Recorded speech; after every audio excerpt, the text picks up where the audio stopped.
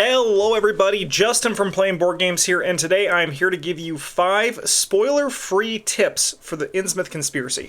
People have been asking where this video is, and honestly, we've been really busy trying to get Seeker Week sorted. But here it is. I'm going to be as spoiler-free as possible for these. I'm going to just do like vague descriptions of why these things might be important, but why don't we dive in and check out our first tip here, which is prepare yourself for incidental damage. A lot of times, you'll take damage throughout the course of a campaign or scenario that is kind of like through treacheries, you know, or like enemy attacks. Like that's damage that you're just kind of like expected to take. This campaign has a lot of its enemies is designed around a certain mechanic where when those enemies engage you, something bad happens. Sometimes it's damage, sometimes it's horror, sometimes it's like affecting your other resources, your hands or your resource pool.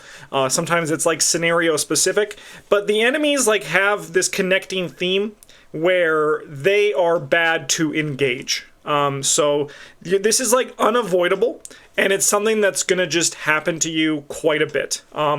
If you're, no matter what, even if you are just like the clover, or if you're the fighter, you're going to be taking incidental damage, so you need to be aware of that happening. This also makes it a little bit more complicated. If you're the fighter, things that allow you to, like, if you engage an enemy, you will still trigger them again if you don't feel confident, like hitting an enemy that your seeker is holding, or like your clue getter is holding, rather. So it's just something that you should be aware of, that incidental damage is something that is going to happen a lot to you in this campaign. So you either want to pack more soak, or alternatively incidental healing. An example of this is something like Medical Student from Edge of the Earth. It's a 2-cost ally. Enters play, you heal a damage in a horror, and it soaks a damage in a horror. Like, that's a great way for you to kind of just keep ahead of this incidental damage that Innsmouth Conspiracy is going to be dealing you. And if you did think about it, it is accurate that someone like Leo Anderson or Tommy Muldoon can thrive under this risk thing to be aware of. Next up, our next spoiler-free tip here is decks that need XP to scale may struggle. There's multiple reasons for this. One of them is, you might have heard this, you might not have heard this, that Innsmouth Conspiracy has a different form for how XP is spent in this one. Normally, XP is just spent after a scenario in most, if not all, other ARKHAM campaigns.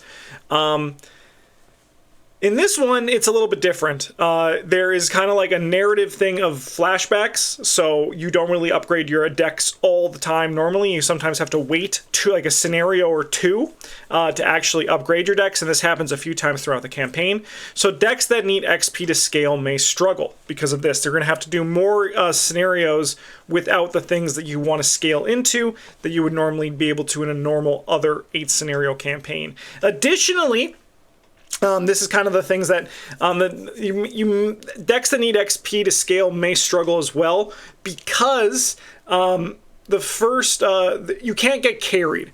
You can get carried, but it's going to be like, there's going to be more ramifications in the long term if you do need to get carried in scenario 1 and 2, which I'm going to touch on in a second. You just have to trust me on this. This is a setup for a future tip that we're going to be talking about right away.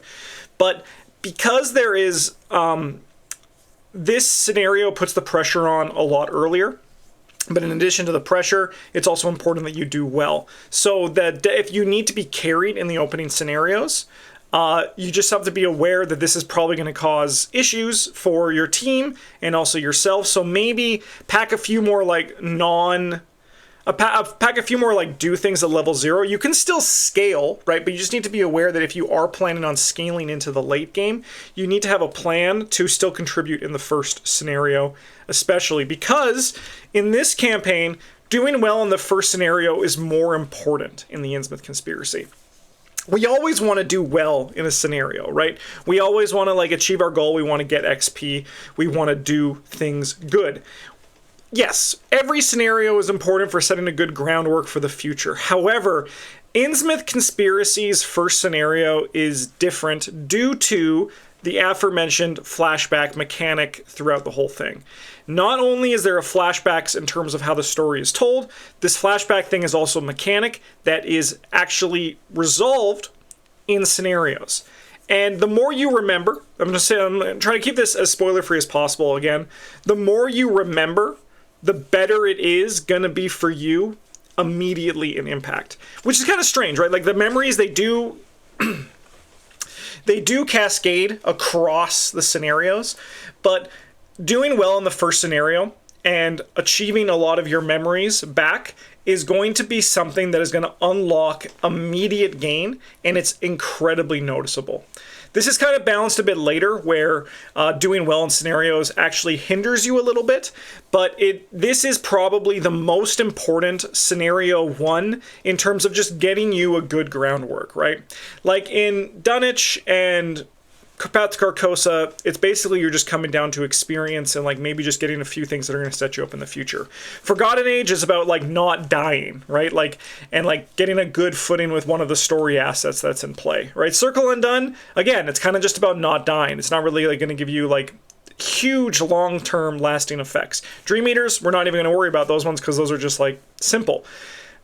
Innsmouth Conspiracy, up to this point in chronological order, was the first scenario that actually had like crazy impact on how things were going to go. I very much stress, I love I will say the first scenario in Innsmouth is very good, but whenever we get there, I'm always very aware that I need to do good. I need to get a few of these things achieved because it's going to be very beneficial for me in the long term.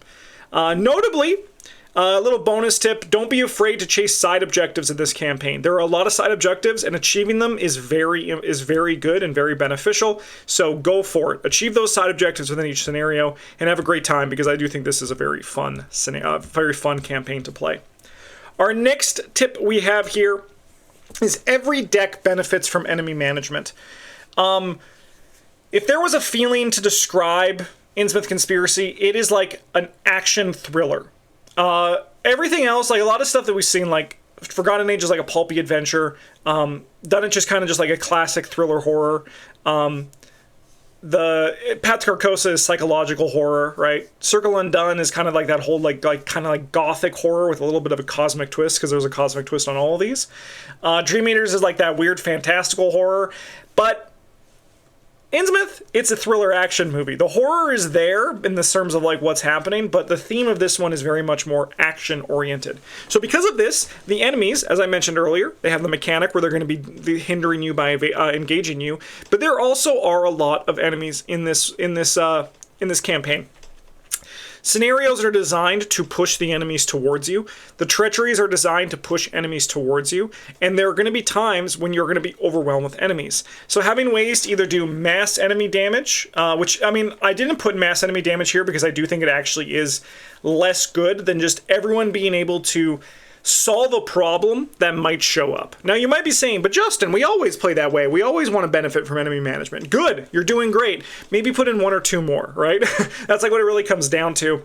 There are a lot of enemies in this one, and unless you have the utmost trust in your team, you're going to want to be able to pack some more tools in there.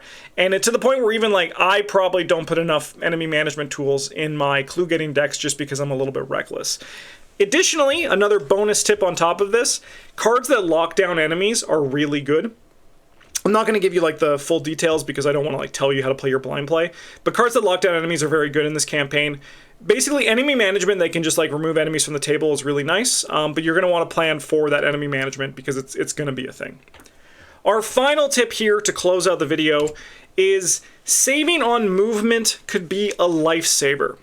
Innsmouth Conspiracy has some big maps. They have some sprawling maps, not as big as Edge of the Earth if you've played that one, but they're not as small as Dunwich. There are some big maps in this, so being able to save on movement, because the maps are so big, is really good. However, in addition, just having like small movement that you can do to save on movement will probably give you more times to advance your objective, but also is going to be very important for reasons that you're going to find out almost immediately in the first scenario, as soon as you're reading the act and agenda.